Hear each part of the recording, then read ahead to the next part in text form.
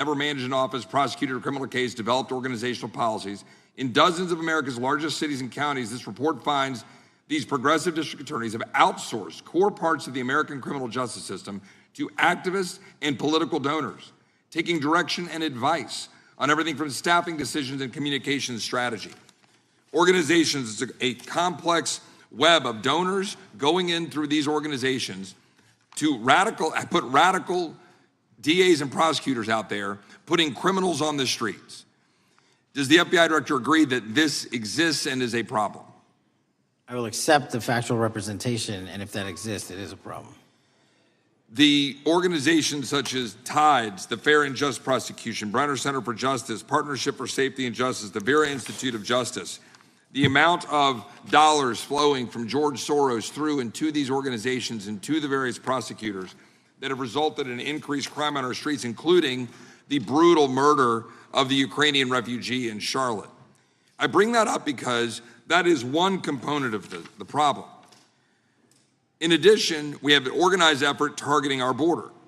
The NGOs, the nonprofits, and the deep pockets, the United Nations, charitable organizations, and a long list of over 250 organizations that the Center for Immigration Studies put out that lays out a complex web of organizations that were moving people into our country, knowing that they're dangerous, knowing that they're criminal, associated with taxpayer dollars flowing through the United Nations and donor dollars flowing through organizations, including ostensibly religious ones, putting these dangerous individuals on the street that resulted in fentanyl in our communities, that resulted in the death of Jocelyn Nungare, of hundreds, thousands even, as the director testified, 100,000 people dying from these narcotics every year. All of this in an organized effort, a complete effort by the radical left to use taxpayer dollars and these dollars to put people on our streets. In addition, the extent to which we've seen now with the Southern Poverty Law Center and their hate map targeting, for example, the Family Research Council, where we had a shooting right here in DC over a decade ago, putting Charlie Kirk, putting a target on TPUSA, Antifa, other radical organizations that are very specifically organized in targeting conservatives and ordinary Americans. Well, how about the organized effort to infiltrate our schools and advance a transgender agenda and advance a radical agenda, perhaps one that we will see exposed further in the individual that actually shot Charlie Kirk. So here's my question. Will you as the director, and are you as the director, pursuing all legal channels to follow the truth wherever it may lead on this organized effort, one? And two, do you agree that Congress should take all action necessary to expose this web of dollars that are flowing to undermine our way of life? I got another minute in my time that I'd like to hear from you on this topic broadly. I'll keep it short. Investigatively speaking, we are doing the following. We are following the money. We are following the money in every organization and every person that is violating the federal code. And it doesn't matter what your background or ideology is, we are following the money. We are using legal process to follow that money, issuing subpoenas to follow that money, using grand juries to follow that money. And when we have results to recommend for prosecution to the Department of Justice, we will do that. And we will continue to publicize documents through Congress, yes, when we make these findings. Mr. Chairman, I'd like unanimous consent to insert the record outsourcing justice by the Law Enforcement Legal Defense Fund that I alluded to before. I would ask unanimous consent to add a 2024 list provided by the Center for Immigration Studies on these United Nations and other affiliated groups that are responsible, over 250 of them, for moving individuals into our country in a coordinated effort. I would like unanimous consent to insert a letter that I sent that currently has 33 members of the United States House of Representatives have signed on it, calling for a special select committee to pursue the organized effort from the radical left to target our way of life and undermine our security by putting criminals on the street and having our borders being wide open and putting us in danger. With that, I would yield back. Without objection. Gentleman yields back. Mr. Chairman, I have a couple of unanimous gentleman's requests. One is a letter from Senator Tom Cotton, dated last year, urging the U.S. to, quote, ensure that data from U.S. companies is not harvested by the Chinese Communist Party through the purchase of Shein software and technology. Without objection. And also a statement by Marco Rubio, then Senator Marco Rubio, which warned our UK allies about, quote, Xi'an's deep ties to the People's Republic of China. Without objection. Also, crime is the record crime is down in 2025. Trump doesn't deserve credit, which demonstrates that the crime rates have been decreasing since 2023, which was published by the Vera Institute. Also, a unanimous consent request to enter into the record a NPR report from July of 2024. GOP vows to make America safe again. Statistics contradict their growing crime claims. Without objection. Also, a report out of the American Presidency Project dated January 17, 2025, record low crime during the Biden-Harris administration. Without objection. Also, Joe Biden is correct that violent crime is near a 50-year low, which was a PolitiFact publication of May 2024. And last but not least, a FBI releases 2024 reported crimes in the nation statistics. These are FBI statistics published on August 5th, 2025, which details decreases in murder, rape, aggravated assault, and robbery in 2024. Without objection. Gentleman from Kentucky is recognized for unanimous consent. Mr. Chairman, I ask unanimous consent to submit two sets of documents. The first is a series of emails from the victims of Jeffrey Epstein. They are making FOIA requests to get their own FBI files and not having any success. So I want to bring attention to that by submitting that to the record.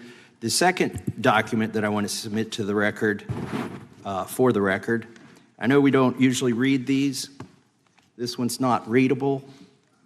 It's completely redacted for the most part, the first 50 pages. This is actually the search warrant that was served on James O'Keefe for a diary that he had already given to the government 2 months before. And as it turns out, there were no indictments here, yet he still doesn't know why he was raided, and I think he deserves to know. So, Without objection. Thank you. The chair now recognizes the gentleman from California. Director, the first time you saw Donald Trump's name was in the Epstein files. Did you close the files or keep reading? I have reviewed not the entirety of the files, so I have. You haven't reviewed all of the Epstein files? Personally, no. You're the director of the FBI. This is the largest sex trafficking case the FBI has ever been a part of. Buck stops at the top, and your testimony today is you have not reviewed all the files. What I've been doing is been busy providing the safest country this country has seen in modern U.S. history in historic speed, because the men and women of the FBI are given the resources to reduce the homicide rate, to reduce the drug trafficking rate, to reduce the amount of children that are being trafficked, and the number of pedophiles. It sounds like those children being trafficked would appreciate the director reviewing the files. You said you don't know the number of times Trump's name appears in the files, so it could at least be 1,000 times. Is that right? The number is a total misleading factor. We have not released number at least anyone's be 1,000 name times? we have not released anyone's Could it name in at the least Epstein be files 1,000 that times? has not been credible. Director, And could it at we have least be 1,000 released times? every piece of legally permissible information. Okay, you can so- characterize the numbers however you want it. Reclaiming my time, Director. It sounds like if you don't know the number, it could at least be 1,000 times. Which It's not. means It's not. is it at least 500 times? No. Is it at least 100 times? No. Then what's the number?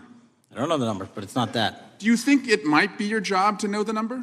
My job is to provide for the safety and security of this country. My job is not to engage in political And that innuendo includes protecting so you can go sexual out to the assault sticks victims. and get your 20-second hit in your fundraising reclaiming my article. time, They Director. keep going, reclaiming your time, because the Director, people of California If are Trump- being if the underserved by president- your If the representation. president is not implicated, why not release everything that involves We him? have released everything, the president and anyone else's side, that is credible and lawfully be able to be released. Your fixation information on this matter and baseless accusations that I'm hiding also child Mr. Massey's pedophiles is disgusting. interest. Anyone that says that needs to look at the stats alone. And go back to the state of California, who's receiving the biggest surge in FBI resources through my redeployment because the cities of Los Angeles, San Diego, and San Reclaiming Francisco my time, need it. Director. Remembering your oath to tell the truth, did you ever tell Donald Trump his name is in the files? I have never spoken to President Trump about the Epstein files. Did you ever tell the Attorney General that Donald Trump's name is in the Epstein files? The Attorney General and I have had numerous discussions about the entirety of the Epstein files and the reviews conducted by our team. Did you tell the Attorney General that Donald Trump's name is in the Epstein files? And we have released where President Trump's name is in the It's a simple attorney's question. file. Did you tell the Attorney General that the President's name is in the Epstein files? During many conversations that the Attorney General and I have had on the matter of Epstein, we have reviewed The question is painstakingly simple. who Did you can tell be- the Attorney General that Donald Trump's name is in the Epstein files? Yes or no? Why don't you try spelling it out if Yes you're or going to mock no, me? Director? Use the alphabet. Yes or no? No? A, B, C, Director, D, E, F? it Don't sounds wanna like do you don't want to tell us. Did you tell the Attorney General that Donald Trump's name was in the Epstein files? Why don't you try serving your Director, constituency did by you tell the focusing on Attorney reducing General violent that Donald crime in this Trump's name- country and the number of pedophiles that are Director, illegally reclaiming my harbored in time, your Director. sanctuary cities in Director, California? reclaiming I'll my work with time. you on that. Do Regular you want to order, Mr. work with us Chairman. on that? Director, Time reclaiming my belongs to the time. gentleman from California. Did you tell the Attorney General that Donald Trump's name is in the Epstein files? Yes or Question no? has been asked and answered. You have not answered it, and we will take your evasiveness as a consciousness of guilt. Director, did Donald Trump ever say to you, just find and release the entire truth? Don't worry if I'm in it. The instructions from the administration were to release all credible information, and we have done that. Did Donald Trump ever provide information about Jeffrey Epstein as an informant? Donald Trump has not been, and I can only speak for the FBI, an informant of the FBI. So, Director, you've played this cute shell game where you say you can't release everything because the court has said that it legally is not allowed to be released, but the court calls bullshit. Judge Richard Berman said that when you went to the court, quote, information contained in the Epstein grand jury transcripts pales in comparison to Epstein investigation information and materials in the hands of the Department of Justice. So let's move on, Director. You wrote a book called Government Gangsters. You identified 20 individuals in that book. You put me on that list at the top of the list. Thank you. My children find it flattering. 20 of those individuals have been investigated or have had adverse actions. Director, considering that you have identified these people as, quote, government gangsters, will you recuse yourself from making any investigation decisions about these individuals? Anyone that has been terminated at the FBI has been done so the because question they failed again. to meet the muster in Director, their constitutional I will obligation. work on the No. audio-visual capabilities. I'm of going to the room so borrow that your you can hear me. terminology and call I'm reclaiming bullshit my on your time. entire career in I'm Congress. reclaiming my It time, has been Director. a disgrace to the American Director, I'm people. reclaiming my You time. can On that, reclaim your will you time all recuse you yourself? want. Mr. Chairman, Try you're and going to protect allow a the witness citizens to of speak this California. way? Mr. Chairman, would you give... Recuse yourself, The gentleman has no time. Mr. to Chairman, would you recuse. admonish the witness not to insult members? The gentleman has no time. Mr. Chairman, the just committee will remember. Quick point of order. Could the gentleman be extended an additional 20 seconds to complete his thoughts since the witness decided to interrupt him And continuously? then the witness will be able to respond if he wants. We'll make sure Thank he has you. time to do that. My question Gentleman, is, continue. will you, Director, recuse yourself, yes or no, from investigating or making decisions about the 60 individuals, including myself, that you identified as government gangsters? Yes or no? Time of the gentleman has expired. The witness may respond if he would like. And the answer was no, as I heard. Correct. Okay. The gentleman from Wisconsin, the gentleman yields back. The gentleman from Wisconsin is recognized for 5 minutes. Thank you, Chairman. Thank you, Director Patel, for being here today. I wanted to talk a little bit about the assassination of Charlie Kirk and the FBI's subsequent investigation. I know it's really sensitive, and you know, you can make the call as to whether or not, obviously, it's something that you can respond to, but I think it's still fresh on many people's minds. I want to congratulate you and Utah law enforcement for the work you did in identifying the suspect and apprehending him. According to public reports, and I think this is what maybe it's, I still have questions about, and maybe the public does. According to public reports, the alleged shooter arrives on the Utah Valley University campus nearly 4 hours before the shooting.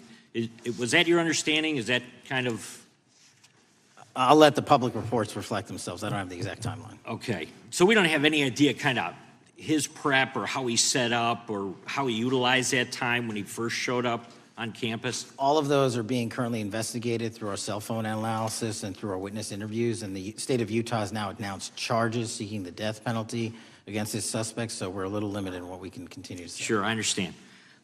And the suspect, like you referred to, is then captured on security footage jumping off the roof of the alleged shooting location, the Losey Center.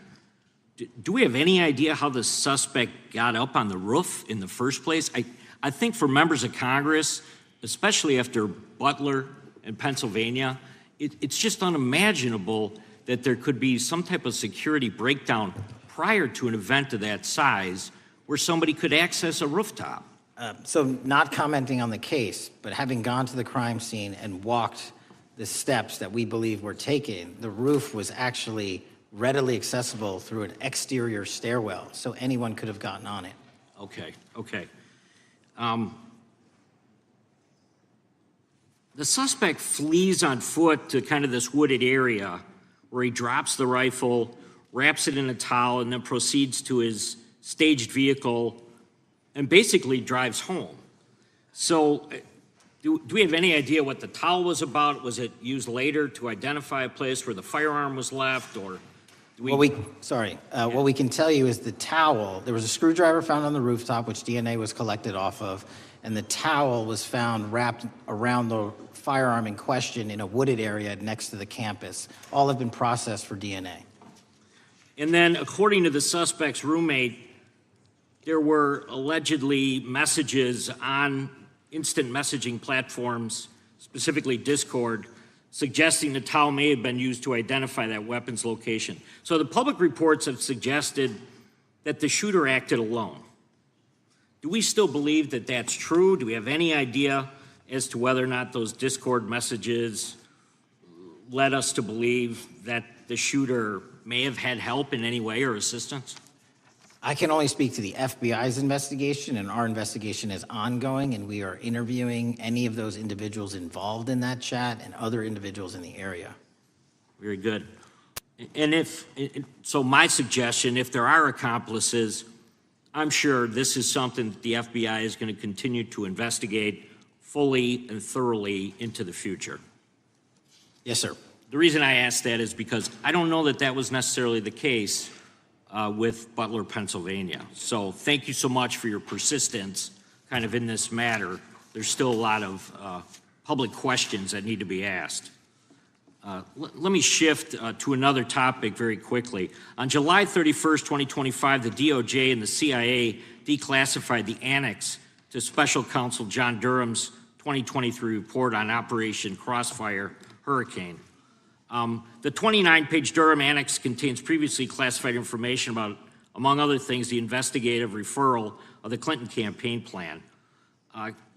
Why would somebody place documents in a burn bag related to this case?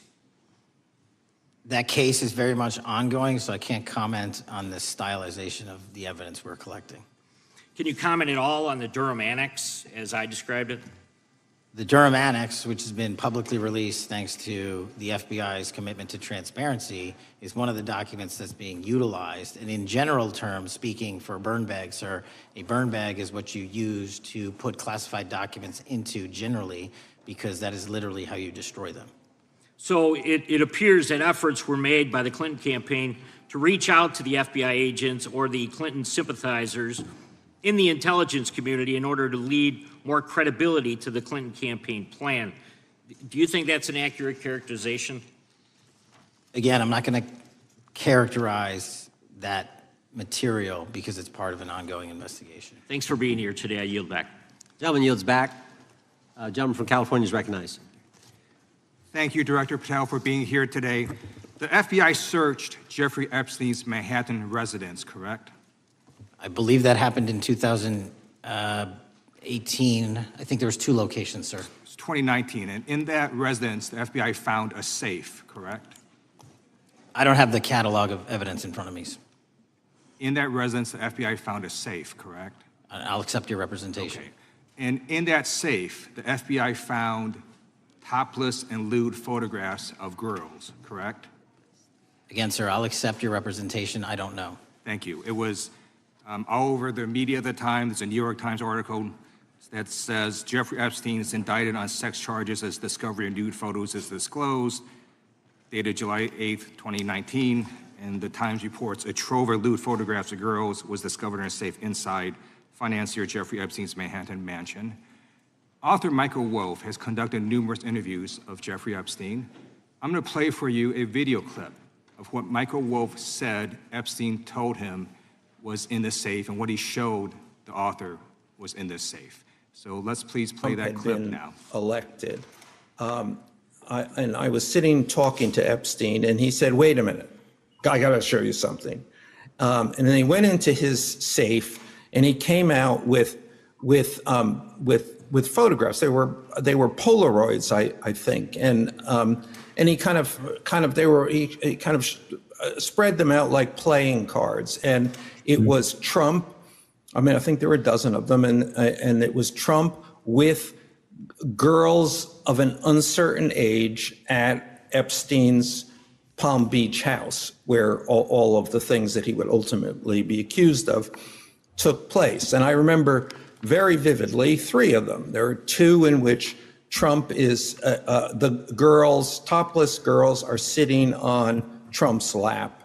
And then a 3rd in which he has a stain on the front of his pants, and the girls are kind of pointing at it, sort of bent over, laughing. So Director Patel, I'm going to ask you a very broad and general question. As you know, Donald Trump and Jeffrey Epstein were friends. There are, of course, photos showing Donald Trump together with Epstein, correct? I don't have the entirety of the photographs, but I think they've been photographed in public together. All right. Are there any photos showing Donald Trump with girls of an uncertain age? No, How do you know that? because that information would have been brought to light by multiple administrations and FBI investigators over the course of the last 20 years. Well, you know what? That's just not true, because no one knew about the creepy birthday message that Donald Trump wrote to Jeffrey Epstein until the Wall Street Journal disclosed it, and then all of a sudden, the Epstein estate provides it to Congress. Well, So certainly, you weren't there at the search. You don't know what Epstein may or may not have done with those photographs even prior to the search. Maybe someone has it. Maybe the Epstein estate has it. You raise a great point. So I'm going to ask you, have you asked to talk to Michael Wolff? You raise a great point. I haven't personally asked to talk to Has the Michael FBI Wolff, asked? but you the to Michael Wolff? FBI, I'll get back to you if the FBI specifically So Michael Wolff asked has ever. about 100 hours of testimony of Jeffrey Epstein. Wouldn't it be good for the FBI to interview Michael Wolff? I'm not saying they haven't, I just don't know. Has FBI subpoenaed the tapes that Michael Wolff has conducted of Jeffrey Epstein? I don't know. All right, so if you could provide us an answer, that would be terrific. Well, let me ask you this question then. Have you looked at all the photos in Epstein files?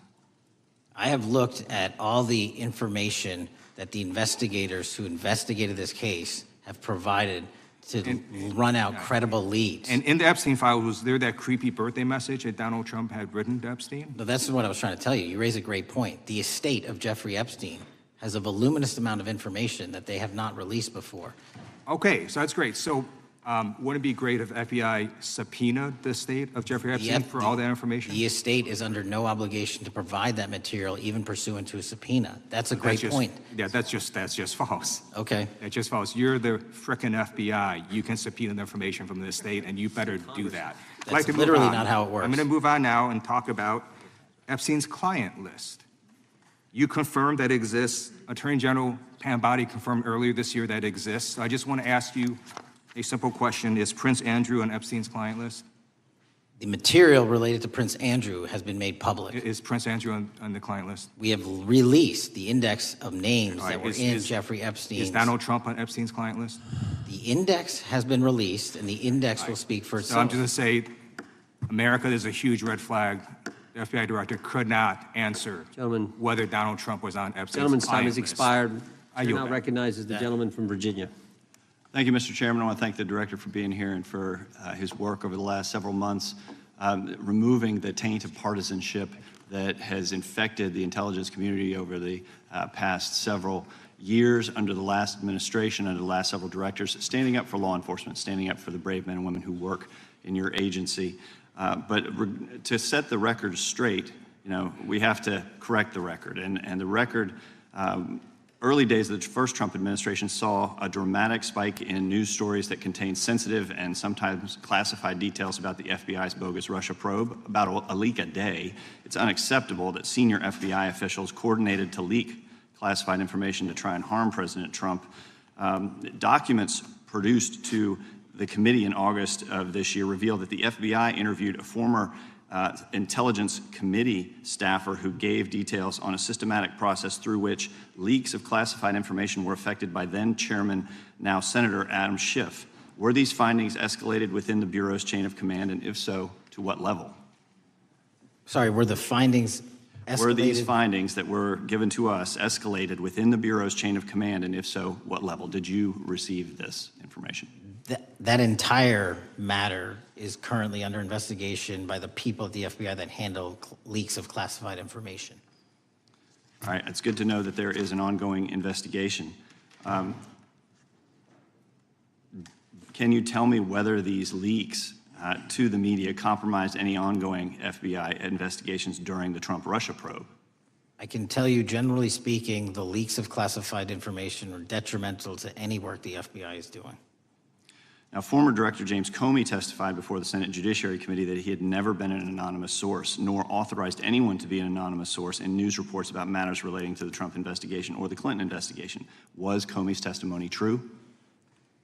In reference to Director Comey, I'm very limited in what I can say because of what the current status of those matters are with the FBI and the Department of Justice. When I am able to make those public, I will. Can you tell me if there's an ongoing investigation there? Again, without identifying any individuals related to the information you're generally speaking about, there is an ongoing matter that has been under review by the Department and the FBI for some time.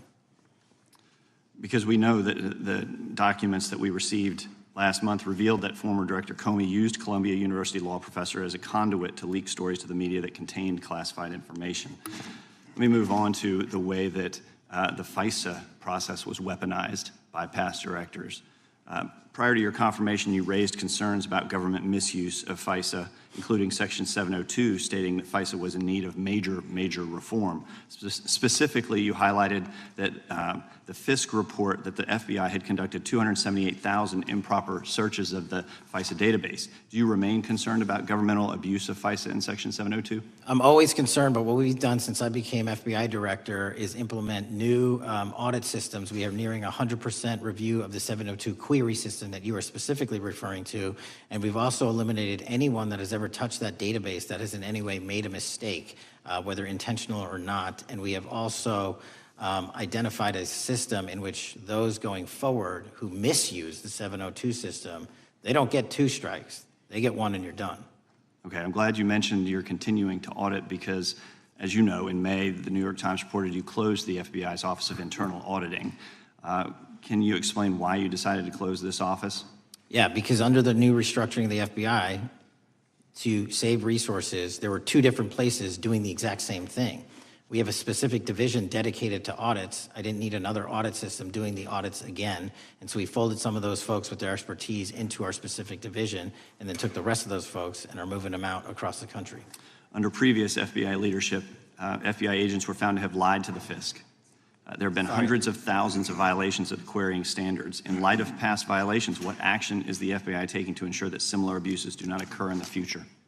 Exactly what I've outlined. You cannot have access to the 702 query system if you improperly queried that system at all at any time in your career.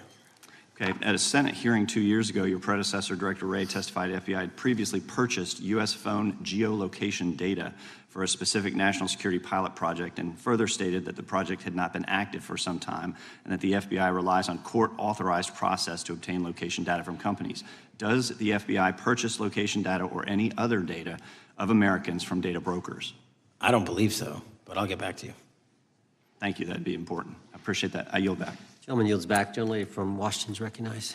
Thank you, Mr. Chairman. Mr. Patel, before you joined the FBI, you had very strong opinions about what the FBI was hiding regarding Jeffrey Epstein.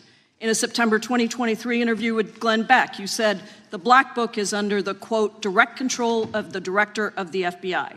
In December 2023, you said, let us know who the pedophiles are. Even for a short time after becoming FBI director, in February of 2025, you tweeted, quote, there will be no cover-ups, no missing documents, no stone left unturned.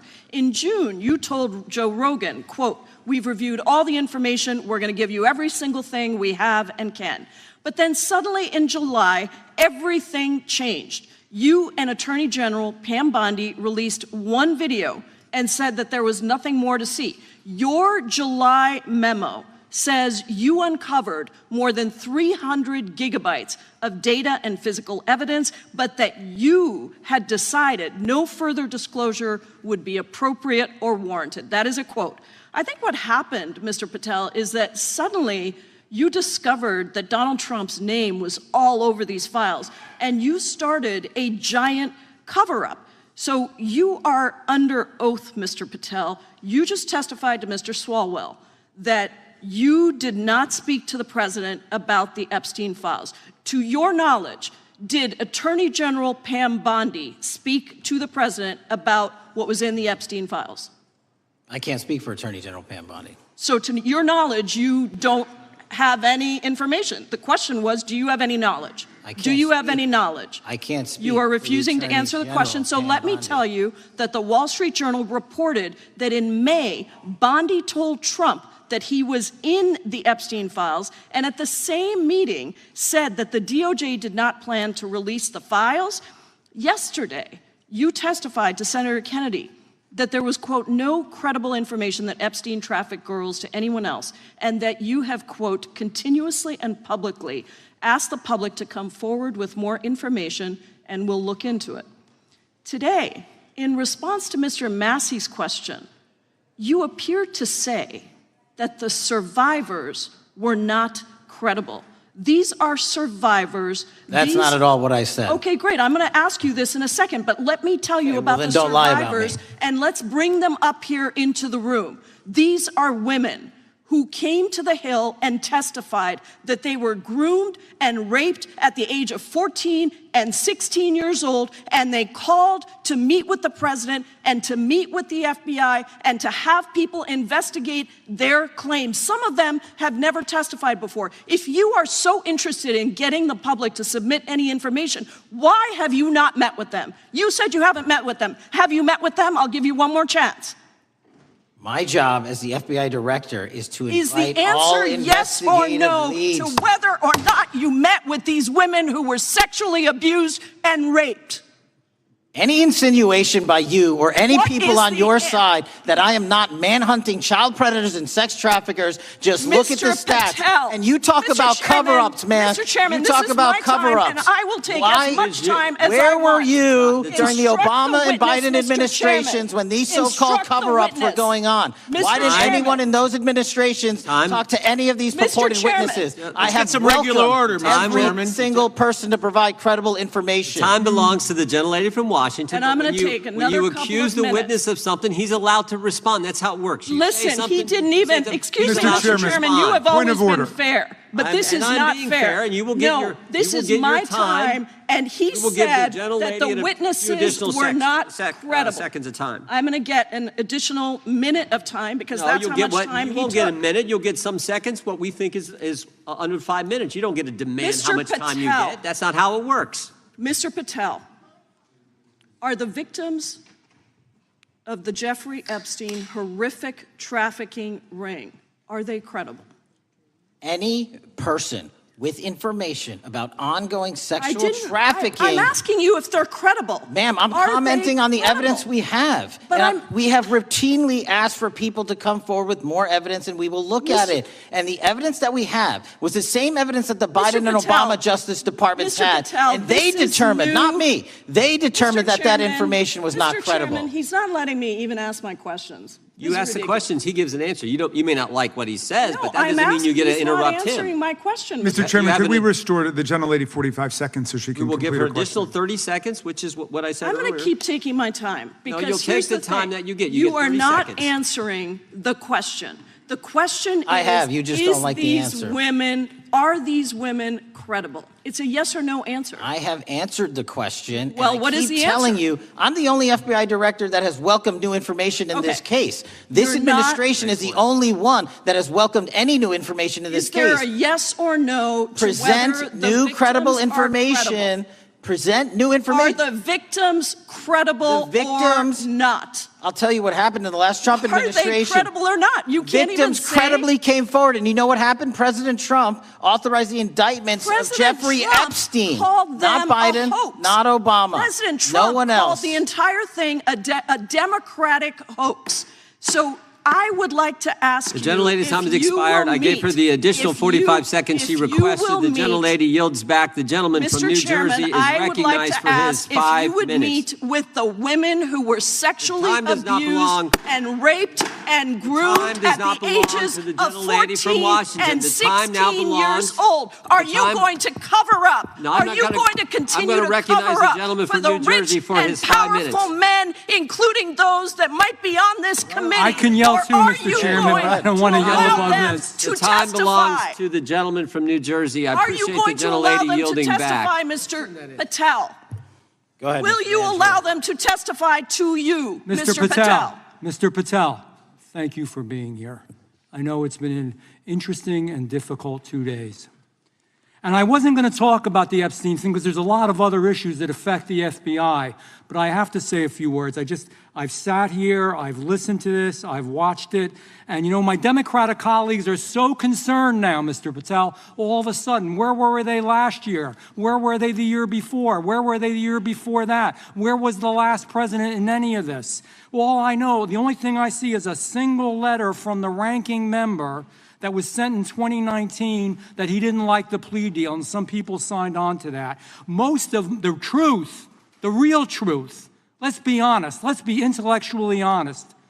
The real truth is we didn't hear from them at all, anybody of them. Hardly any of them ever mentioned it. Some of them didn't mention it at all until the beginning of this year. Earlier in the year it started. Not one Democrat asked Director Wray. We all remember Director Wray was here. Not once, not twice, multiple times.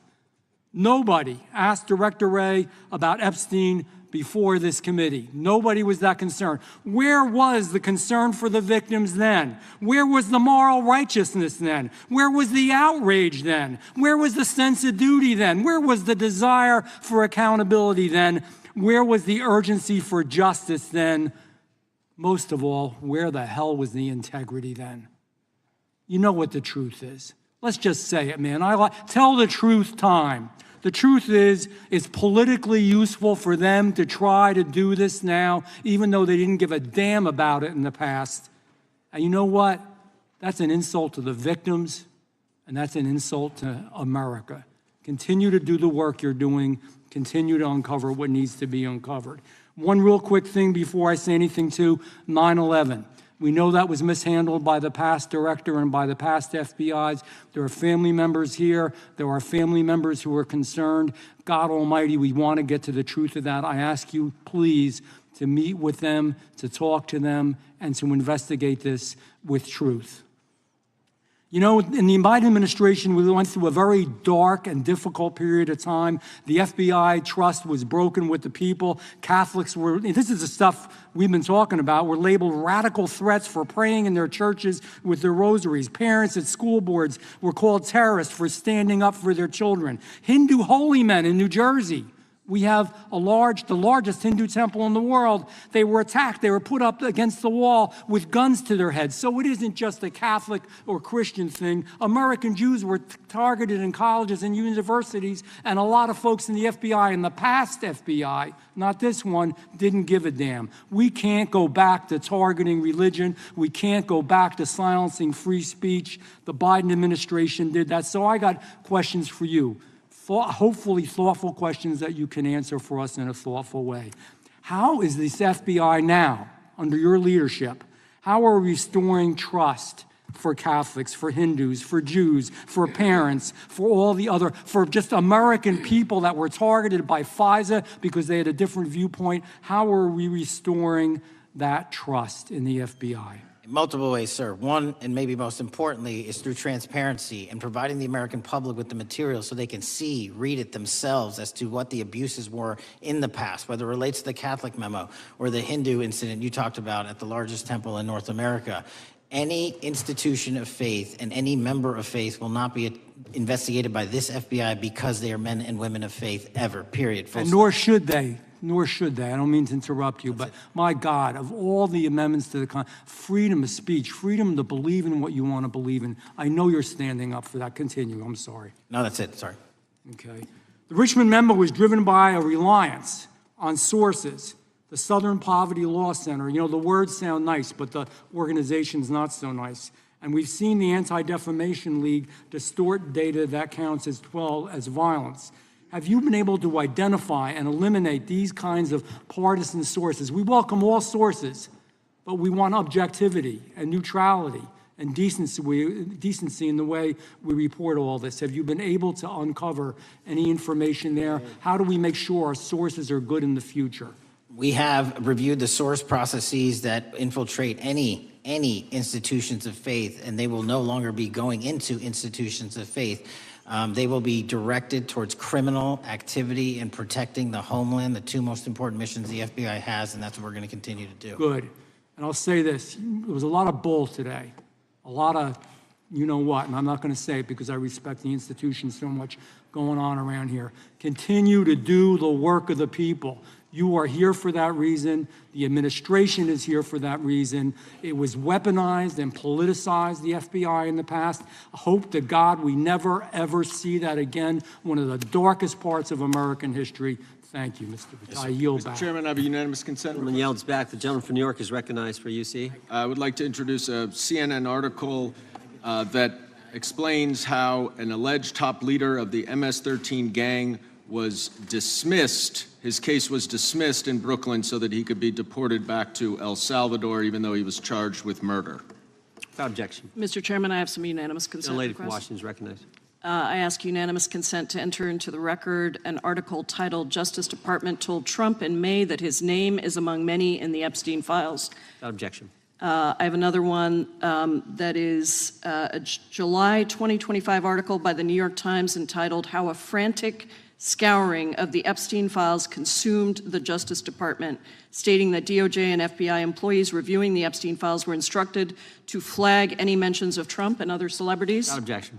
And I have another unanimous consent request to enter into the record an August 2025 article by The Guardian entitled "Ghislaine Maxwell Hinted at Epstein's Ties to Trump Officials. Why wasn't she pressed for names?" stating that Maxwell told Deputy U.S. Attorney Todd Blanche that some of the, quote, cast of characters around Epstein are in Trump's cabinet. Without objection. Chair now recognizes the gentlelady from Pennsylvania. Thank you, Mr. Chairman, and thank you, Mr. Patel, for coming before us to testify today. I am concerned by your repeated claims that you're not able to disclose anything further about the Epstein investigation files and that there's no evidence of a broader conspiracy or other people who should be charged, because the American people aren't buying that you've been transparent or that there's nothing further to be seen. In your exchange with my colleague, Mr. Roy, you reiterated something that I heard you say yesterday in your Senate testimony, and that is, under your direction, the FBI will always follow the money. Is that right? The money, did you say? Yes. Yes, you said you'll follow the money. That's great. And just now you said you welcome the opportunity to investigate new evidence. So there has been significant recent reporting just in the last couple of weeks that after Jeffrey Epstein was arrested, 4 major banks flagged more than $1.5 billion in suspicious transactions connected to him that suggested a massive conspiracy related to his child sex trafficking activities. Director Patel, has the FBI reviewed the $1.5 billion in suspicious bank transactions flagged to the government relating to Epstein and his co-conspirators? I know the FBI has reviewed numerous SARs. I don't know the totality of that number. Okay, can you provide us with that number? I'll get back to you. Okay. And have you initiated any new investigation of those bank transactions since, say, September 8th, when the new reporting came out? I'll check with the Treasury Department because they're the lead on that. Okay, so Director Patel, how many individuals or entities has the FBI interviewed, subpoenaed, or compelled to testify? Can you give us those numbers with respect to these bank transactions? Not off the top of my head. I'll have to work with Treasury. Okay. We're concerned, you see, because you say you're going after child predators, but We are. obviously this is how you follow the money, is if you follow the bank transactions that apparently enabled the child sex trafficking. Would you agree? It's one of the valuable investigative tools is to follow the money. Okay. Have Jeffrey Epstein's victims have asked us to ask you whether or not you've investigated Epstein's lawyers, the lawyers who facilitated those payments? Have you subpoenaed or questioned any of those lawyers? So in 2018 and 19, what I recollect is many, if not every one of those lawyers was part of the investigation. But you weren't there at that time, I wasn't right? there. Okay. So can you get us the names and the numbers of who was investigated then with respect to those lawyers? As long as I'm allowed to release it, absolutely. Okay. Well, if we provide you with subpoenas, I assume you can release it. Is that right? We have a current subpoena, and we're working with Congress to provide it. Okay. You've said that the Acosta investigation had an original sin. What do you mean by that? Basically, if you're looking at an actual pedophile ring, what you should not do is limit the time frame in which you're legally able to collect information. So search warrants that Mr. Acosta utilized in 2006 and 7 leading to the 2008 plea agreement had a very specific narrow window of years, I think 3 or 4 years. And so information pursuant to legal process wasn't collected for 10 years or 15 years or 20 years. It also, subpoenas were not sent out to hundreds of witnesses at the time, hundreds of victims at the time. None of that was done. None of these people were put in grand juries. And so the totality of information from the jump, instead of being this big, was like this. And that, in my opinion, is not how you run an investigation if you're trying to break a sex trafficking ring. So you're now in charge of the FBI. Why haven't you done that investigation?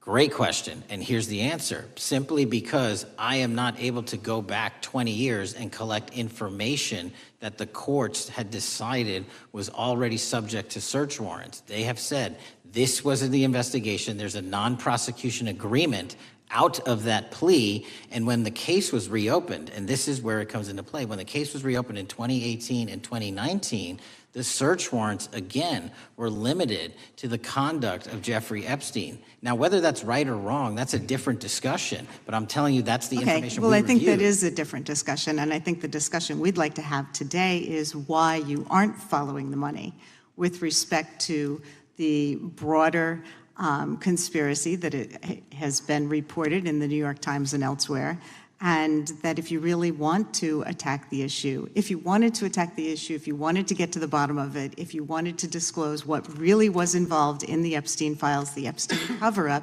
that you would be taking very different actions that you are today. I do want to seek unanimous consent to enter into the record the New York Times September 8th, 2025 article, How J.P. Morgan Enabled the Crimes of Jeffrey Epstein. Without objection. And also an article dated July 17th, 2025 in the Epstein case, Follow the Money. Without objection. Okay, thank you. Gentlelady yields back. Mr. Chairman. Gentleman from Maryland is recognized. Thank you much.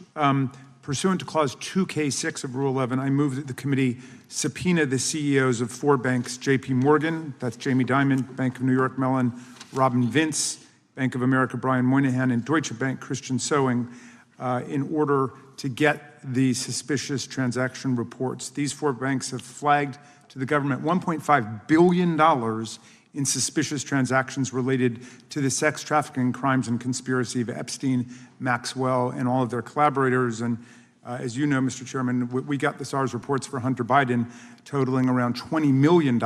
And so these $1.5 billion in SARS reports we should get, especially since the director doesn't seem to be forthcoming. And I requested that we do this immediately. I think the director's been very forthcoming. We will hold any motion to subpoena in abeyance until the conclusion of the hearing. The chair now recognizes the gentleman from Texas. Thank you, Mr. Chairman. Thank you, Director Patel, for being here. It is quite clear that certain members of this committee, they want their 15 seconds on TV, stamping and coming. Maybe it's for fundraising, maybe they're struggling in their district, they need a little bump, but they turn a committee into a clown show, and that's what we're seeing. You're being unjustly attacked today. I watched the Senate hearings yesterday. You were attacked there. We know there's an agenda. There's always an agenda. It's the same characters with the same personalities, the same objective, and that is destroy the mega movement. You're being attacked, Director, is because you're effective. You highlighted what you've been doing in D.C. with the president in reducing violent crime. You're very effective. Another individual that was very effective with meaningful debate and dialogue was Charlie Kirk. And they killed him for it. Charlie Kirk was a man of faith. First and foremost, he loved his Lord Jesus. He loved his family. Beautiful wife, beautiful children. Just a remarkable, honorable man that was silenced with this assassin's bullet. I would say if Charlie Kirk lived in the biblical times, he'd have been the 13th disciple. He'd have been the 13th disciple. We have a new committee, if you're not aware, a new select committee regarding January 6th. I'm honored to be on that committee. I'm looking forward to working with other members to expose truth, questioning federal agencies that were involved on January 6th, like the FBI, played a role, but we don't really know, Director, to what extent. We don't know. The January 6th sham committee was not formed by Nancy Pelosi to seek truth. It was nothing about getting to the truth about January 6th. Their sole mission was to damage Donald J. Trump and end his political career. And everybody knows it. That's what the purpose was. You know what's nice, so I kind of get to ask the question, though, how did that work out for you? Donald J. Trump is back in the White House, and America loves him. I spent 30 years in law enforcement, retired sheriff from a large county in the great state of Texas. I have seen, Director, I have seen more enthusiasm and support for law enforcement today because of what you and Donald Trump have done over the last 8 months to protect the American people. The American people couldn't count on their government to protect them. Crime is rampant. And now we have a president and an administration that puts the American people and their safety first. It's interesting, a few minutes ago, a classmate reached out to me and sent me I told him, I said, yes, we got Director Patel in front of our committee today. And Andy Kane wanted me to tell you, he said, quote, tell him we love him. Tell him we love him and all the brave warriors exposing the deep state. Kash, you're a great American, sir. You're a great American. Your work as the director of the FBI is commendable. It's commendable. And I want to thank you, sir. Thank you for your service. Keep up the good fight, brother. Don't let him tear you down. Keep up that good fight. You have it in you. With that, sir, I yield back. Gentleman, yield to me.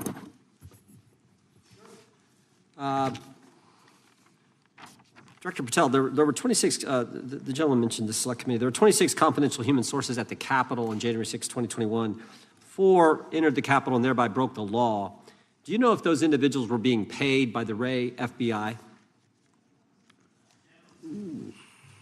So we've provided 600 pages of documents to this committee alone regarding January 6th. That's 600 pages more than any of my predecessors. Yep. Generally speaking, confidential human sources are always paid by the FBI. That's how it works. I can't speak to the specifics on each one and how much they make. And we appreciate it. We've reviewed some of that material, and you've given us a lot of material that we didn't get from Director Ray. That specific question, I think, is important to the American people.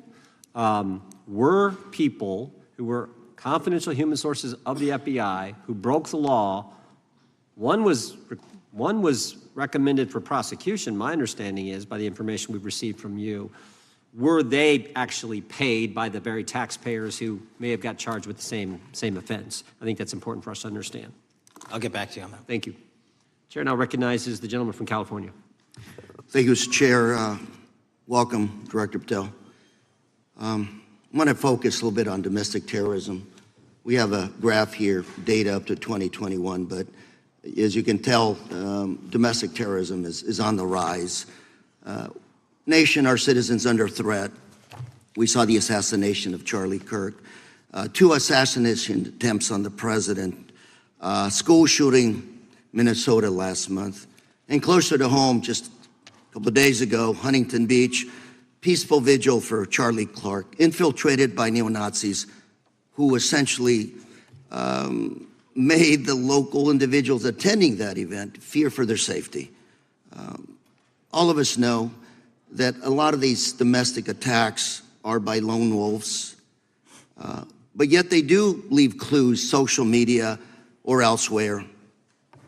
Director Patel, you're it. You're the thin blue line. The FBI, your job to protect our citizens back home from those that would harm us. You have to find the needle in the haystack. Takes a lot of work, a lot of resources. Talking to my local sheriff this morning, who said they're concerned. Federal cuts to local grants that help them do the job. Then, of course, let's not forget about other threats that are coming before us, like high-tech fraud. Local senior recently was talking to me about a text she had gotten, a demand by the IRS to send a payment immediately, or the IRS agents were on their way to arrest this individual. Pretty gutsy stuff by folks probably from Europe, North Korea, Russia, China, people, okay, going after those precious savings our senior citizens rely on. Yet the president's proposing a budget cut of $500 million or more to your organization, the FBI. You've said that that'll essentially equate to about 1,300 less jobs at the FBI. So I'm going to ask you essentially, what is it that we can do to help you do your job? Little concerned. Friday Night Lights. One of the events I love to do on Friday nights, go to the local high school football game. Sit there at the stadium and you always say, what if? What if? You're the thin blue line. Can you do your job cutting $500 million from your budget? Thank you, sir. I think we are doing our job, and the distinction is with the budget that we have, we are flexing more resources to the field. California is receiving the largest FBI plus-up of any state in the union due to that plus-up. They're not getting a reduction. No state is getting a reduction. Every state is getting a plus-up. And so I'm utilizing the money that we have to first plus it up. And the empty vacancies that we have, those haven't been filled in years, not under my leadership. Here's my concern. You're going to do well. You're doing more with less, is what you're saying. Yet we're about to vote on a budget that has $88 million more to protect members of Congress, the executive branch, and the Supreme Court. There's a contradiction here. Back on Main Street, we're saying you can do more with less, you can protect them with less money, yet here in Washington, we're saying we need more money to protect members of Congress. It's a little contradiction here, or maybe, sir, you ought to talk to leadership about coming in with your management style to protect the Supreme Court, Congress, and the administration.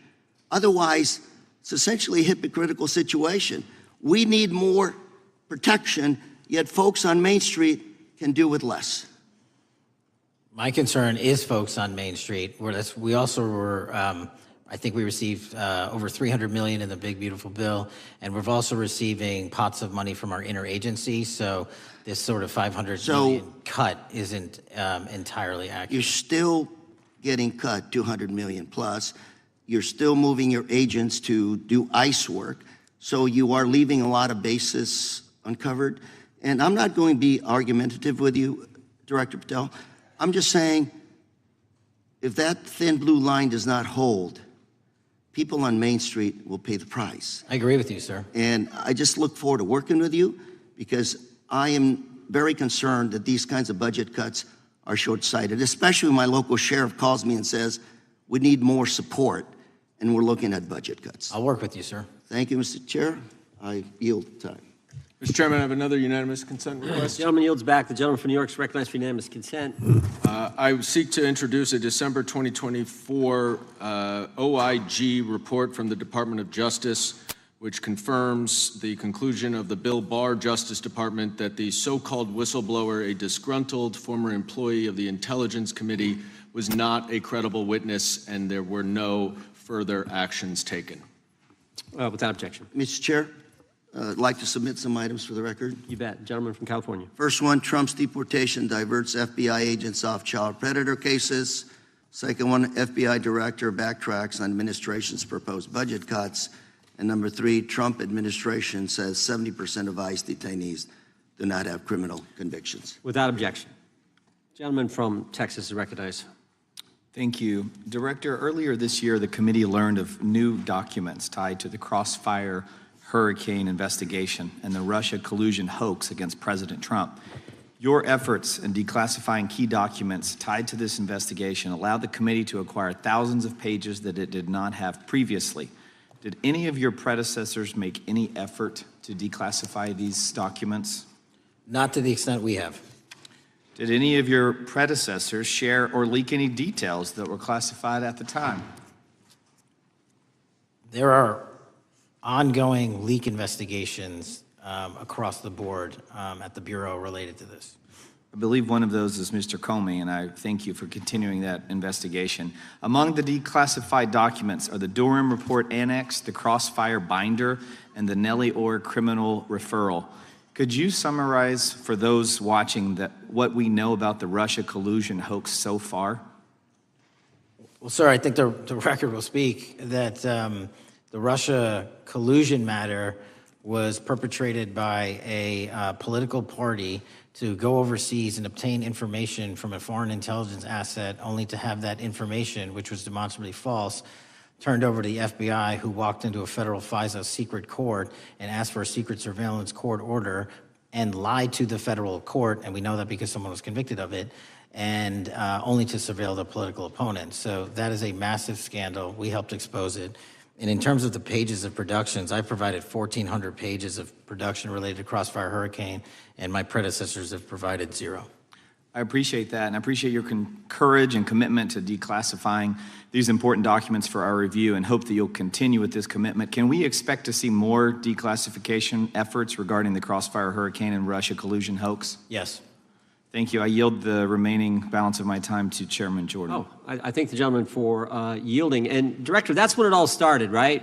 The whole Russia, that's when it all began. And then it was Mueller, then it was impeachment, then it was Jack Smith and Fonnie Willis and Alvin Bragg and you name it. But it all started then. And that's why I think the gentleman from Texas wants to make sure we get all the information there. And I want to go back to when it was changed. We talked about this earlier. I just want to read to you what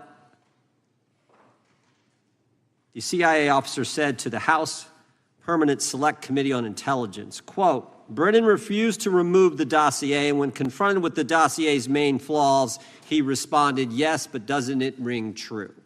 So that's what he initially said. And then when he was talking to this committee, he said the CIA was very much opposed to having any reference or inclusion of the Steele dossier in the intelligence community assessment. So on one hand, you got a witness who was there who said he refused to remove it even though he knew it was garbage. And then he's, on the other hand, telling the committee, no, we didn't want anything to do with it. It shouldn't have been a part of the intelligence community assessment, which we know it was. You know it was. You found that. Those are two entirely different stories. I think Mr. Brennan has some explaining to do, frankly, what happened there. And I think you said earlier that this whole thing, and I think you said to Mr. Gooden, this whole thing is being looked at as part of this grand conspiracy to undermine the president, whether it's Comey, Brennan, Clapper, former head of the Intelligence Committee, now senator from, whoever it is, that's all being looked at. Is that accurate? Yes, sir. Well, we appreciate that. And part of what's also being looked at, and I think the gentleman from Wisconsin brought this up earlier, what is a burn bag for, by the way? Generally speaking, the intelligence community obviously utilizes and possesses classified documents, but drafts of those classified documents and even ultimate finished products of those classified documents have to be recorded and or discarded. And if they are discarded, the only way we do that, the hard copies, is we literally put them in burn bags that are identified specifically for that purpose, and there is a very exact courier system in which those burn bags are obtained and the material inside is destroyed. So it's to get rid of the material, right? Yes, sir. And it looks like the annex that Mr. Durham in his investigation had was put into a burn bag by your predecessor, I assume, to be destroyed. Is that accurate? Without getting into the stylization of the evidence, anything that's put in a burn bag is for purposes of destruction. Do you find that interesting that the Durham annex was placed in a burn bag, that you would discover that when you took over as the head of the FBI? We found a lot of information in a lot of burn bags. Well, we appreciate you finding that. We'd like to know a little bit more about that, and we look forward to that information coming forward. And I appreciate the gentleman yielding. With that, we now recognize the gentleman from Colorado. Thank you, Mr. Chairman, for holding this hearing. Thank you, Director Patel, for being here today. I have a couple of questions regarding a terrible shooting that occurred in Colorado, a state, as you may know, that I represent.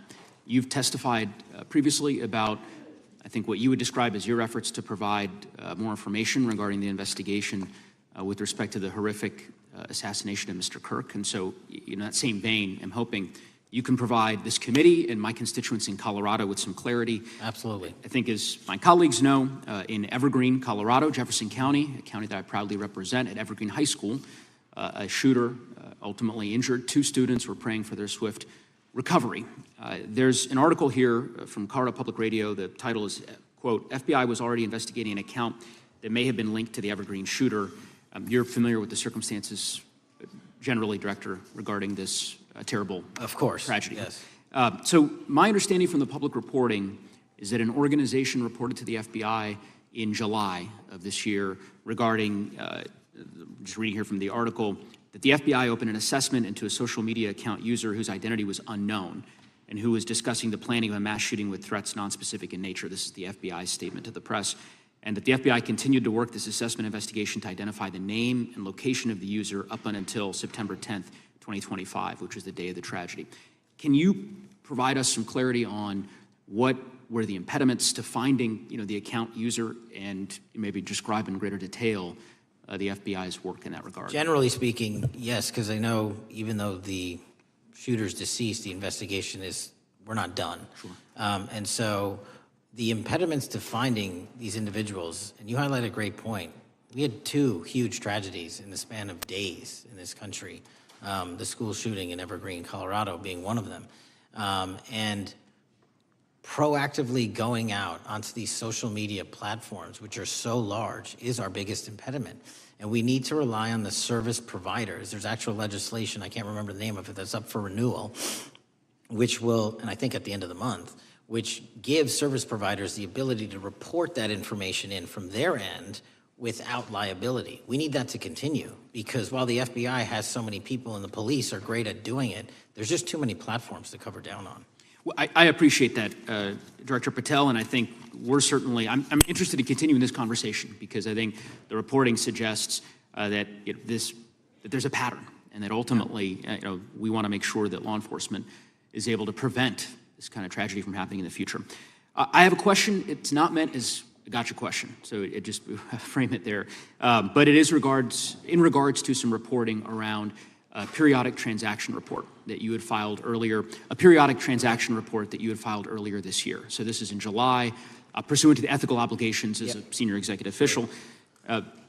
You remember filing that in July? Yes. Yeah. So in that report, as best as I can surmise, you disclosed that you divested $100,000 or more in a variety of different stocks, which I presume was pursuant to the ethics agreement that you negotiated with the Department of Justice.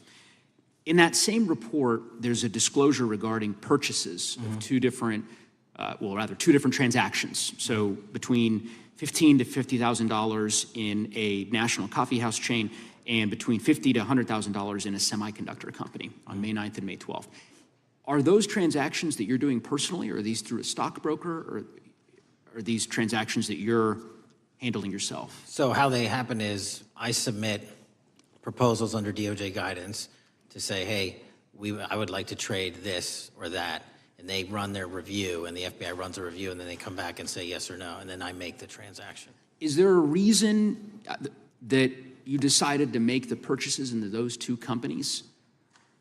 Generally speaking, before I got this job, I was, trading stocks, but not a lot, like most people, and I just follow certain industries, and I thought they would be a good investment. So the reason why I ask, right, because you had divested in other companies, and I presume that wasn't because there were actual conflicts. It's just that you wanted to avoid an appearance of impropriety. It was both. Both, but not all of the companies were conflicts.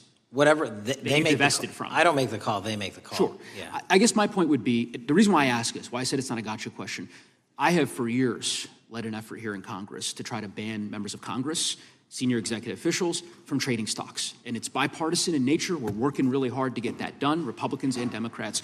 And you can understand, I think, given your role, given the nature of the position that you hold as the leader of the largest law enforcement agency in our country, that divesting entirely, not doing day trading now, I think would be something that would be in the interest of the American people. So I just would hope you would consider that, and that moving forward, that perhaps not purchasing stocks in individual companies, I would think would be something that would be worth pursuing. Gentleman's time is... I'm happy to give the witness an opportunity to answer. Thank you. I'll work with you on it. Gentleman from Alabama is recognized. Thank you, Mr. Chairman. Thank you, Director Patel, for being here today. Newly declassified documents confirm that the intelligence community under President Barack Obama knowingly relied on unverified and fraudulent evidence to manufacture a false claim that Russia, in fact, meddled in the 2016 election. Is there more to be done to uncover the depths and origins of the Russian collusion hoax? There is, and we're doing it. Why should Americans still care about that, Director Patel? Everybody wants to talk about a weaponized bureaucracy. And when we put out the facts about a weaponized bureaucracy, not because I said so, but because we found the FISA documents, because we found the 302s and the 1023s, then it becomes a political football. My job is to continue to put out that information and let the American public read it for themselves when I'm lawfully able to do so. And that's been my commitment on any subject, Russiagate or otherwise. Wherever the law allows me to do it, I will do it. You know, when I first came in 2020, the number one concern as I was doing town halls was the weaponization of the government against the American citizen. And so are there things that you're doing, structural reforms that implementing so that the FBI cannot be weaponized again, whether it's against President Trump or future elected presidents? Well, it shouldn't be weaponized against anyone. And the structural reform is simple. If you're going to go after a political individual or someone seeking political office, there has to be a grounded basis in law and fact to open up a criminal investigation. And if there's not, the investigation isn't even opened. And I've also gone back and reviewed other cases that were opened in prior administrations related to public officials. And we've closed a number of them because we felt that some of these actions were weaponized on either side of the aisle. I felt it wholly inappropriate for the FBI to be playing umpire and referee amongst these decision makers when there was no factual or legal basis to continue those investigations, so I shut them down.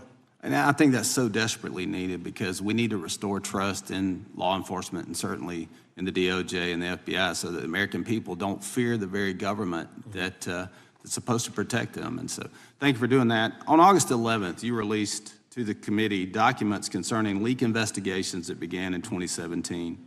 You believe these leaks were accidental or were they intentional in order to influence public opinion against President Trump? When I can publicly make a final decision on that, either through a recommendation of charging that the DOJ makes or findings that I have, I'm able to do so, but they're still not complete.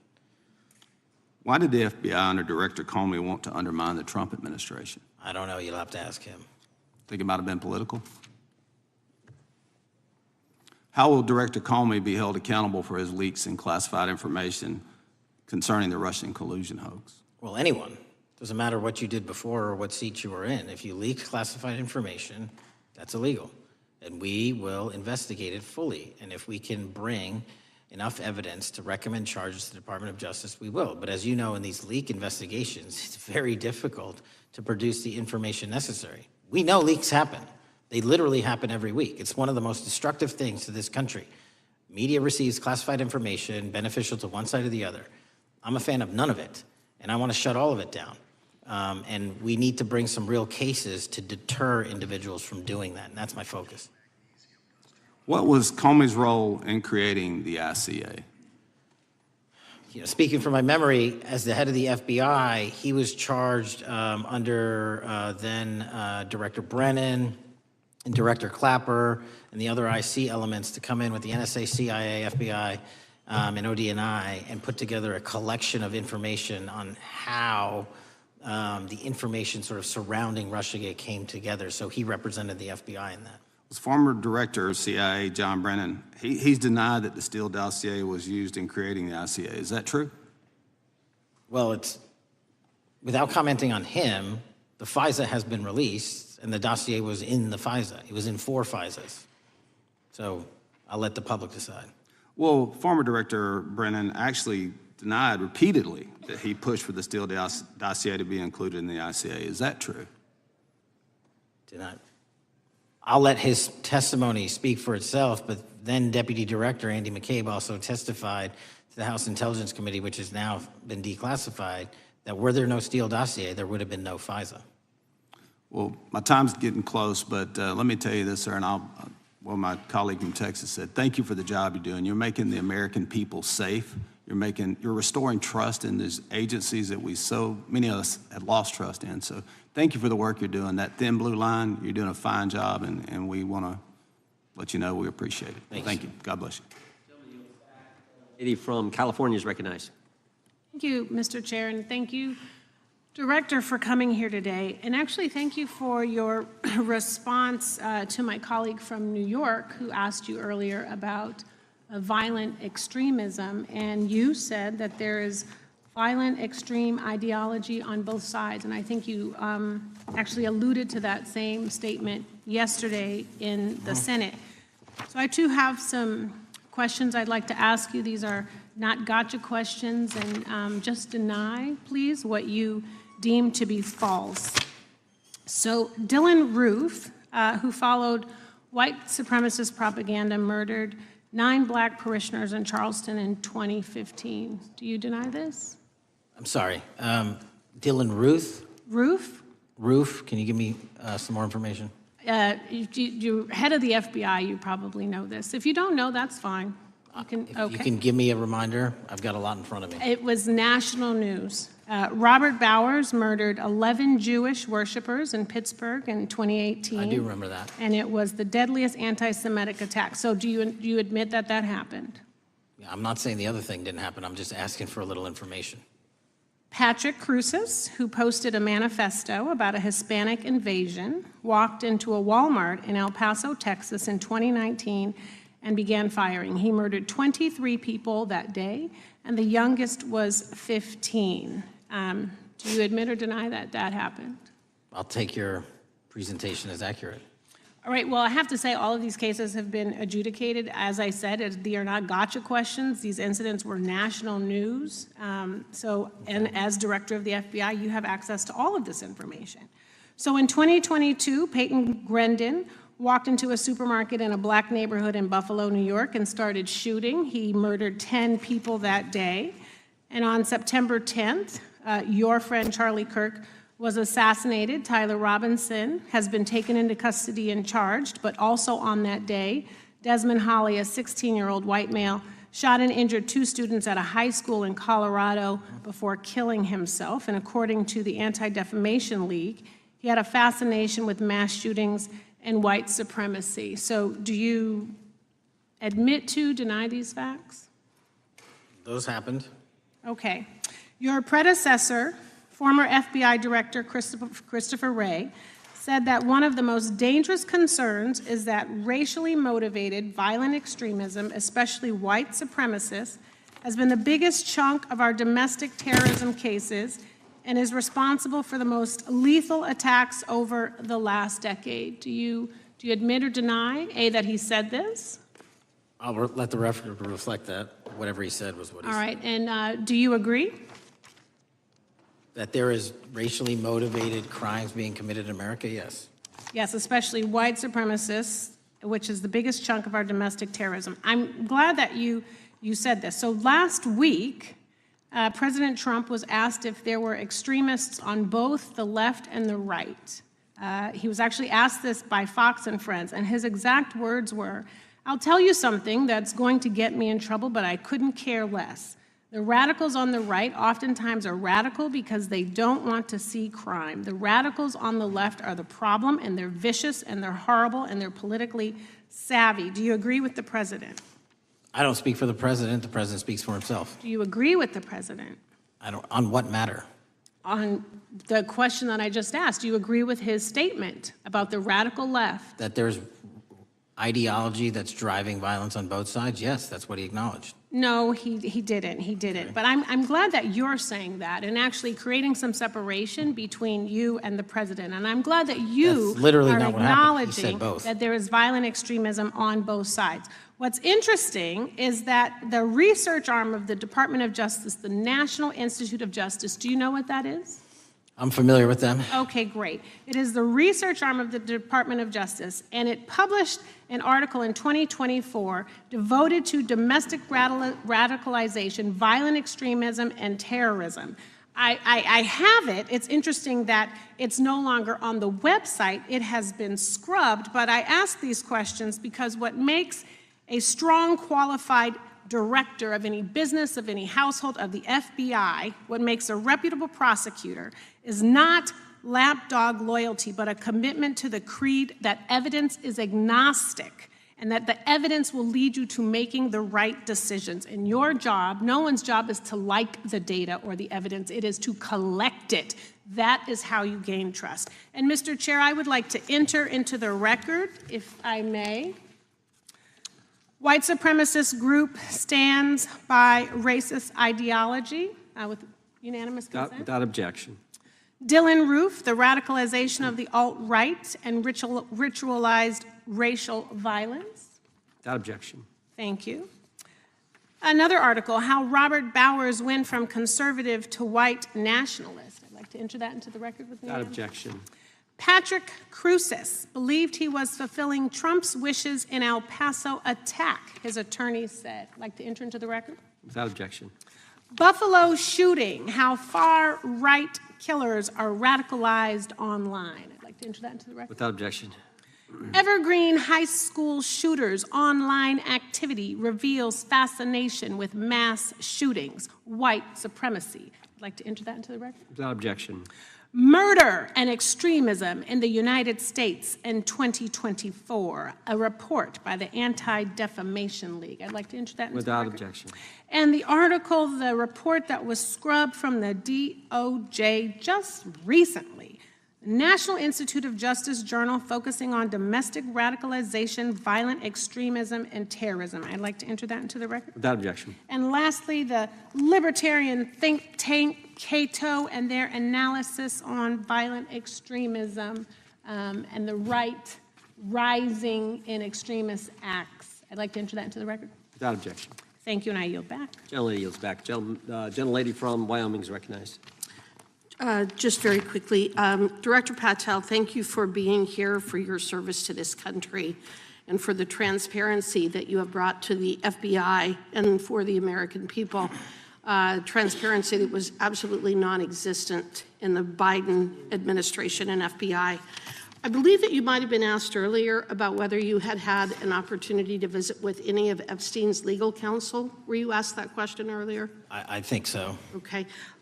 One of the legal counsels or legal fixers for Mr. Epstein was Stacey Plaskett, the Democrat delegate to Congress from the Virgin Islands. So perhaps for those on the other side who are interested in talking to Jeffrey Epstein's attorneys, they could sure visit with one of their own colleagues. I want to focus on something that I think is very important that has not been addressed enough today, and that is related to the consequences of the Biden open border. One consequence of the Biden border crisis is the impact that it continues to have on our tribal communities, with the cartels taking advantage of our open borders, the Mexican drug cartels, by infiltrating our reservations and bringing violence, drugs, murder, trafficking, and more. Last year, when I questioned the Attorney General Garland about what the DOJ was doing to protect these communities, he simply deflected responsibility and said that Congress had not appropriated sufficient resources for them to be able to protect our tribal communities. Mr. Patel, what is the Trump FBI doing to counter the drug cartel infiltration and other violent crime targeting our Native American communities? Thank you. It only took more than half of this proceeding to talk about one of the priorities that the FBI has, which is crimes on tribal lands. Every single crime that we have been talking about, whether it's child predators, human trafficking, narco traffickers, murder, they all happen on tribal lands as well. And I've said since the beginning, it is a priority, which is why we launched Operation Not Forgotten on tribal lands. And I'm the first FBI director to meet with the staff and tribal leaders here in Washington, D.C. and elsewhere, and invited them into my office and headquarters to see them, because I need engagement with tribal leadership, and I need our police and FBI agents to be engaging with tribal leadership. Otherwise, we're not going to break through.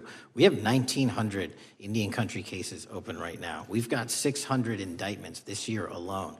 We cannot forget tribal lands. Every single one of those people lives in the United States of America, and it is an absolute priority to protect them and their children just as it is anyone else. So I think it's fair to say that what Mary Garland testified to, that the FBI and DOJ did not have the resources to address that. I think that was an absolutely false statement. Would you agree with me? It's a decision by him not to do so. That's not my decision. At the end of August, the U.S. Attorney and FBI announced that nearly 100 personnel representing members of the Safe Trails Task Force operated near Wyoming's Wind River Reservation to assist with reducing drug trafficking and illegal guns. Director Patel, you have routinely stated that it is your mission to partner with and strengthen local and state law enforcement partners. How does the task force and other FBI efforts bring tribal law enforcement into this process?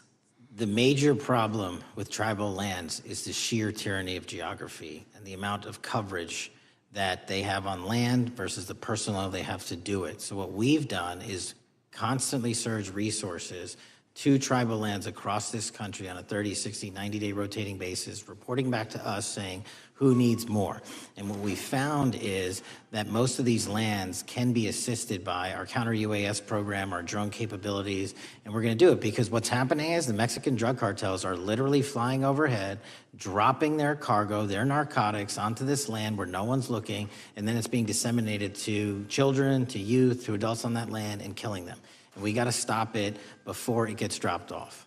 Well, and your testimony proves that the Biden administration did not lack the resources to address drug and violent crime in tribal communities or around the United States. It instead expended and wasted these resources investigating parents, Catholics, we now find out Turning Point USA, the RNC, and Republican organizations, rather than protecting our Native Americans by closing the border. Is that fair? I think so. Wonderful, thank you. And I do appreciate the work that you've done in this regard. I was previously the chairman of the subcommittee on Indian and Insular Affairs with the Natural Resources Committee, and safety and security on our reservations and for our tribal members has been one of our priorities, one of my priorities, and I very much appreciate the work that the FBI has done. Let me know if there's anything else I can do to help you, and with that, I yield back. I will, ma'am. Gentlelady yields back. The gentlelady from Georgia is recognized. Thank you, Chairman, and thank you for coming in today, Mr. Patel. In the past few months, the country has experienced a string of horrific, high-profile attacks that have been motivated by racial hatred or political ideology. Shooter attacked the CDC headquarters, firing hundreds of rounds and killing a police officer. An arsonist set fire to the Pennsylvania governor, Josh Shapiro's residence, with the governor and his family actually inside. Minnesota House Speaker Melissa Hortman and her husband were assassinated earlier this year. Clark and Charlie Kirk was murdered last week. Bomb threats have been made against HBCUs and the DNC, and just the list goes on and on. I only have just a few minutes today, so I don't want to take a lot of time to go into all the countless and devastating violent crimes and incidents that have happened at our schools or on our streets and in our communities that have just been happening all year long. Mr. Patel, just yes or no, is this type of political violence ever acceptable in your eyes? No. I'm glad that we agree that these heinous acts designed to instill fear and division in our nation are never, ever acceptable, yet each of these incidents has recently taken place under your watch. The FBI's website states that protecting the United States from terrorist acts is the FBI's #1 priority, including from domestic terrorists. Is this still your #1 priority? Domestic terrorism? Preventing domestic terrorism. Our #1 priorities are protecting the homeland and international terrorism and crushing violent crime, and domestic terrorism sort of interlays between both of those. Okay, so, well, then I'm glad that you're giving us the right answer, but unfortunately, your actions kind of tell a different story. Earlier this year, you granted the ranks of the FBI's Domestic Terrorism Operations Section. This is the section of the FBI that is most directly responsible for addressing political violence in our country by preventing attacks from occurring and effectively responding to them if they do. The agents in this section are the ones who stopped an individual stockpiling weapons, who planned to attack schools and churches in Florida and seized bombs made by an ISIS sympathizer in New Orleans. And instead of ensuring that this section has all the resources that it needs at a time when its mission is critical, you fired its decorated veteran FBI agents who have served their country proudly under Republican and both Democratic presidents, and you scrapped the tools that they developed to fight domestic terrorism, including the National Domestic Terrorism Incident Database. I mean, most of that is just not true. We have 1,700 current DT managed programs. We're up 300% in the amount of cases we brought against nihilistic, violent extremists, including 764, wishing to harm our children. The FBI and the men and women are getting after that problem set more than ever because I've unleashed them to do so. And any insinuation that these tragic occurrences across the country are somehow singularly my fault or disgusting because that watershed goes down to the men and women at the FBI, Mr. Patel, and they are not responsible for it. I'm happy to work with you to get them what they need. Gentlelady controls the time. Unanimous consent request. You'll state a request. Thank you very much. Into the record, an article from Reuters titled FBI Scales Back Staffing, Tracking of Domestic Terrorism, Probes Sources Say. Thank you very much. Without objection. I appreciate that. So, Mr. Patel, and it isn't just the domestic terrorism operations section. Under your watch, agents are fully diverting their attention to these anti-immigrant and city takeover operations, leaving our children vulnerable to dangerous networks of online predators, both domestic and international. You pulled more than 120 FBI agents from their normal duties to operate sobriety checks and conduct traffic stops, exposing the FBI's fleet of unmarked cars and thereby making it harder for the FBI to combat violent criminal gangs, foreign intelligence services, and drug traffickers in the process.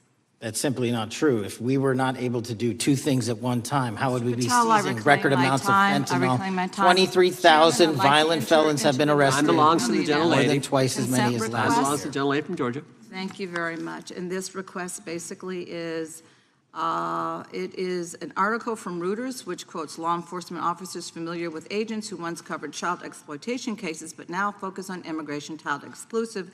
Thousands of agents diverted to Trump immigration track down. Mr. Patel, in the short time I have left, your tenure as director